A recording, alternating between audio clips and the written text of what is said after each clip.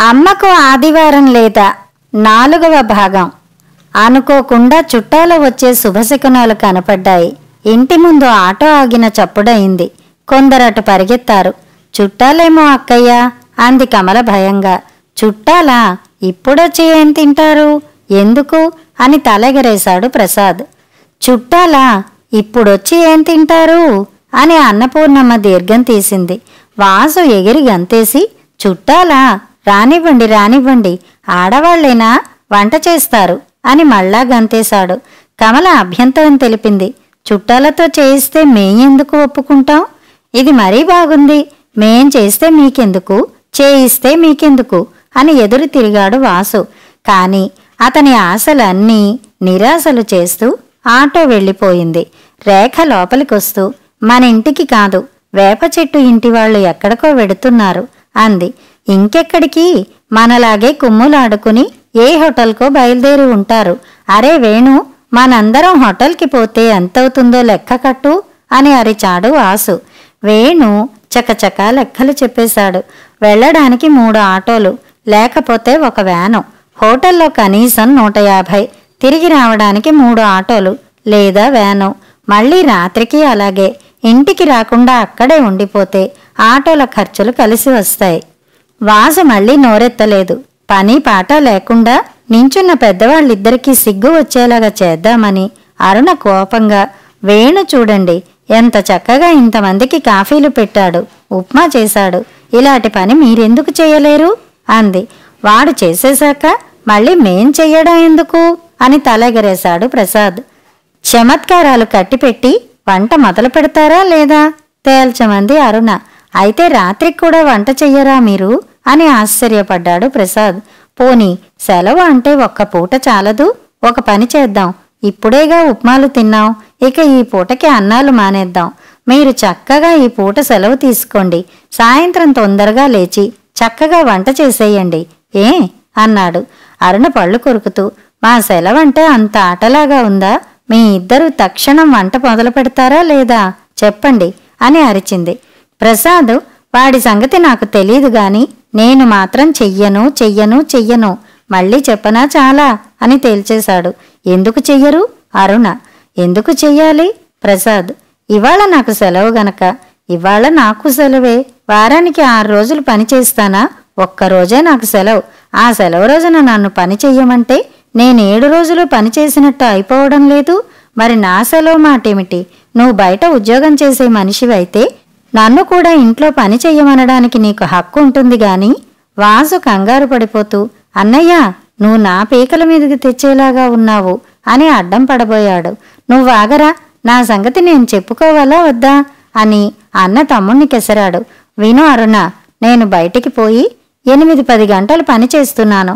నువ్వైనా అన్ని గంటలు చెయ్యవలసిందే. అలాగే చేస్తున్నావు అంతే కదా? సరే అలాగే అనుకుందాం. మరి మీకు ఒక రోజంతా సెలవు ఉంది. ఆ రోజంతా మీకు రోజులాగే పని ఉంటుంది కదా. నేను ఎక్కువ గంటలు చేస్తున్నట్టు అర్థం కాదు. ఏదో చిక్కులో పడ్డానని గ్రహించాడు ప్రసాద్. ఒక్క క్షణం చకచకా ఆలోచించాడు. ఇందాక కొంచెం లెక్క తప్పు చెప్పాను. రోజు నా డ్యూటీ కాలం 8 గంటలు కదా. నీ పని 8 గంటలు ఉండదు, 6 గంటలే ఉంటుంది. నీకు రోజు 2-3 గంటలు పగలు విశ్రాంతి ఉంటుంది. అంటే నీకు రోజు కొంచెం సెలవు ఉంటుంది. అన్ని రోజుల సెలవులు కలిపితే నీకు ఒకరోజు సెలవు దొరికినట్టే. ఇప్పుడు సరిపోయిందా లెక్క?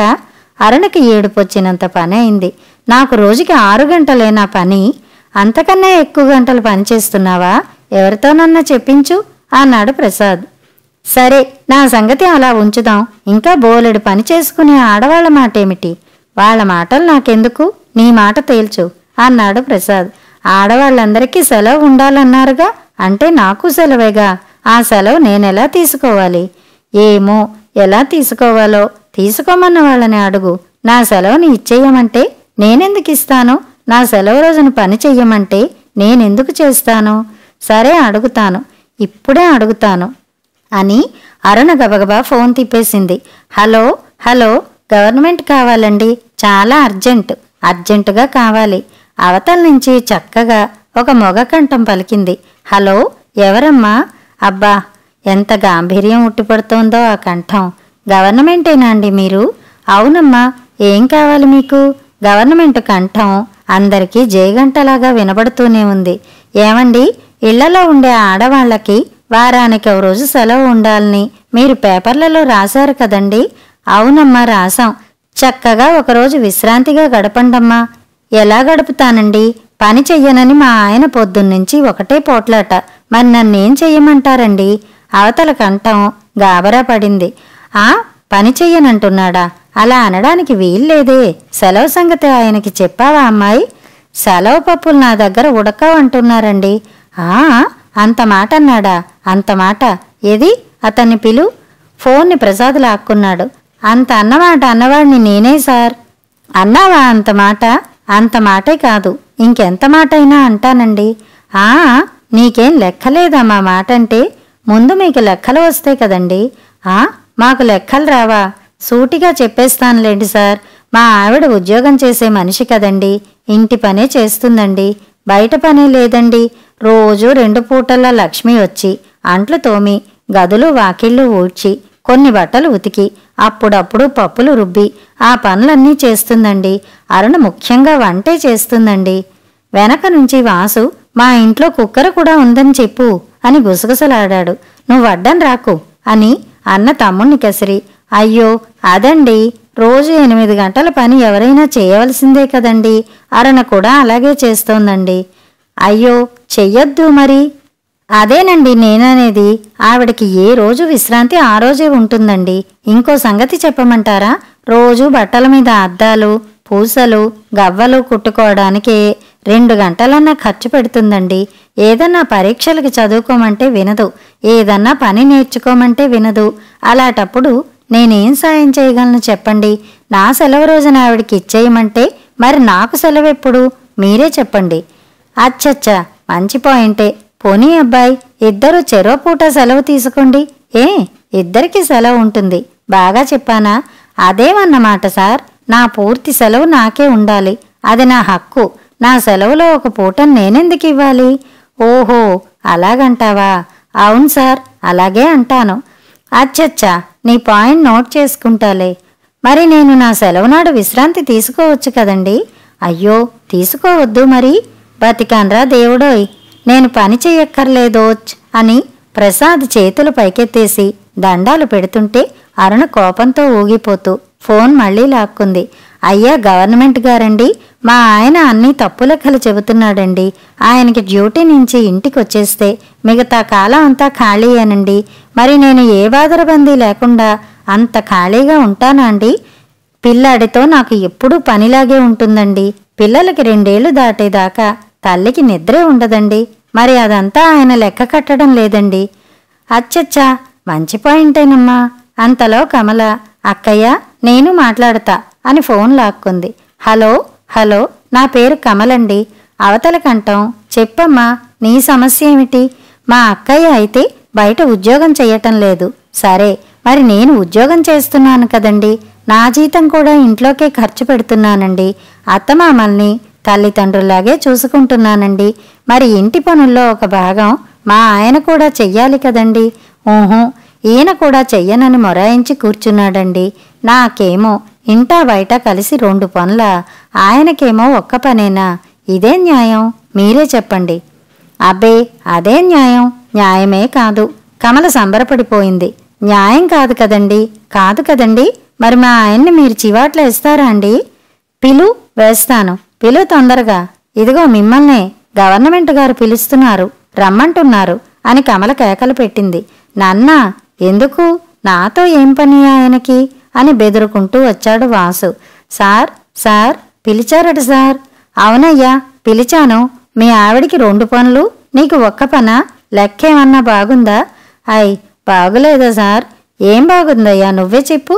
పోనీ కమల్ని కూడా ఒక్క పనే తీసుకోమనండి సార్. ఇంట్లో ఉండిపోమ్మనండి సార్. మరి జీతం ఎలా వస్తుంది? మీ ఇల్లు ఎలా గడుస్తుంది? అదే సార్, కష్టమే సార్. కానీ ఏం చెయ్యను సార్. మా అమ్మ నాకు ఏ పనులు నేర్పలేదు సార్. ఏది మీ అమ్మను పిలు. అయ్యయ్యో వద్దు సార్, మా అమ్మకి జ్వరం, లేవడం లేదండి. నాకే చెప్పేయండి సార్. మీ ఇంట్లో కుక్కర్ కూడా ఉంది కదా, మరి ఏం కష్టం నీకు వంట చేయడానికి? అబ్బెబ్బే, ఆ కుక్కర్ అసలు పనే చెయ్యదు సార్. గవర్నమెంట్ గారు గొంతు తగ్గించి గుసగుసలాడారు. ఇక్కడ పుల్ల తీసి అక్కడ, అక్కడ పుల్ల తీసి ఇక్కడ పెట్టండయ్యా, లేకపోతే మా బిల్లు ఏం కావాలి? హాయ్, పుల్లలు ఇటో అటు పెట్టేస్తేనే వంట అయిపోతుందా సార్? అబ్బా, ఈ కుర్రాళ్ళకి తెలివే ఉండడం లేదు. చూడు, నీ పేరేంటన్నావు? వెంకట శ్రీ లక్ష్మీ వాసుదేవ నాగేశ్వరరావండి. ఇంటి పేరు కూడా చెప్పమంటారా సార్? వద్దొద్దు, అంత పేరు పిలవలేను గాని నీ ఆరోగ్యం మరీ అంత మంచిదా? ఎప్పుడు ఏ నొప్పులు రానే రావా? తలనొప్పో, మెడనొప్పో, పంటి నొప్పో, తుంటి నొప్పో? తెలిసింది సార్, అర్థమైంది సార్. థ్యాంక్ యూ సార్, నా ఓటు మీకే సార్ అనేసి వాసు ఫోన్ టక్కీమని పడేశాడు. ఇప్పుడే వస్తా అంటూ బయటికి పరుగులంకించుకున్నాడు. అదేమిటి ఎక్కడికి పోతున్నాడు అని అందరూ హాహాకారాలు చేస్తుండగానే ఏదో కాగితం ఎగరేసుకుంటూ వచ్చి కమల ముందు వాలాడు. ఇదిగో చూసుకో, డాక్టర్ సర్టిఫికెట్. నాకు తలనొప్పి, మెడ నొప్పి, కడుపు నొప్పి, మోకాలు నొప్పి, శీలమండల నొప్పి, ఒళ్ళంతా ఒకటే నొప్పులే నొప్పులు. మనసు కూడా ఏం బాగోలేదు. డాక్టర్ ఈ రోజంతా రెస్ట్ తీసుకోవాలన్నాడు అంటూ ఆ కాగితం కమల మొహం మీద ఆడించాడు. రెస్ట్ తినకుండానా? ఎంత మోసం అని కమల కోపంతో ఊగిపోయింది. సరే, నేను చూస్తాను అని టకటకా ఫోన్ తిప్పింది. హలో హలో హలో, గవర్నమెంట్ గారేనా? చూసారా, మా ఆయన్ని పని చెయ్యమని మీరు చీవాట్లేసినా ఆయన వంటింట్లోకి రాకుండా డాక్టర్ సర్టిఫికెట్ తెచ్చేసుకున్నాడండి. నేను కోర్టుకి పోదలుచుకున్నాను. మీరు వెంటనే ఆ డాక్టర్ సర్టిఫికెట్ చెల్లకుండా స్టే పంపాలి సార్. లేకపోతే ఈయన పని చెయ్యడు. ఈయన అన్నగారు ఎలాగూ పని చేయడం లేదు. ఈయన్ని కూడా నేను వదలదలుచుకోలేదు. ఎందుకు వదలాలి సార్? అర్జెంటుగా స్టే పంపాలి సార్ నాకు. సరేనమ్మా, ఇప్పుడే పంపిస్తా.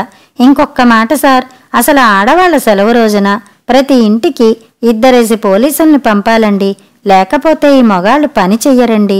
వెనక నుంచి శకుంతల, మగ పోలీసులు వద్దు, ఆడ పోలీసుల్నే పంపమని చెప్పు అని గుడగుడలాడింది.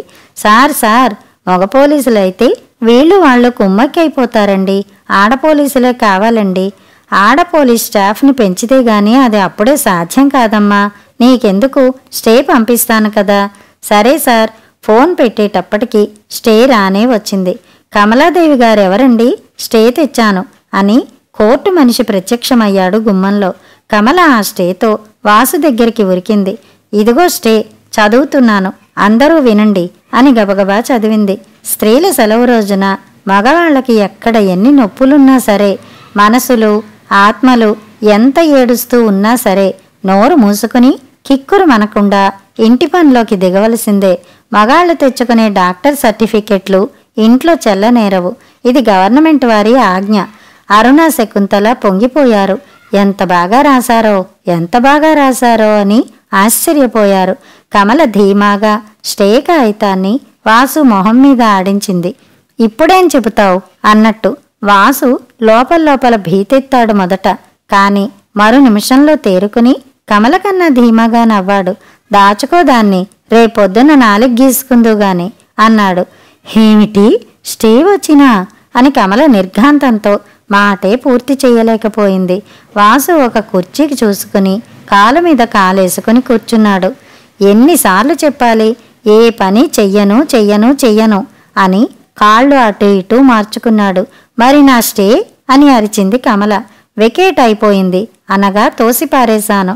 నేను కదలకుండా కూర్చుంటే సరి, ఇది నా చేతిలో పని అని సరిగా అర్థం చెప్పాడు వాసు. ఆడవాళ్లంతా నోళ్లు తెరిచేశారు. అన్నపూర్ణమ్మకి కూడా అయ్యో ఇలా అయిందే అని మనసులో ఎక్కడో చివుక్కుమనిపించింది. ఇంకా ఉంది ముగింపు వచ్చే భాగంలో.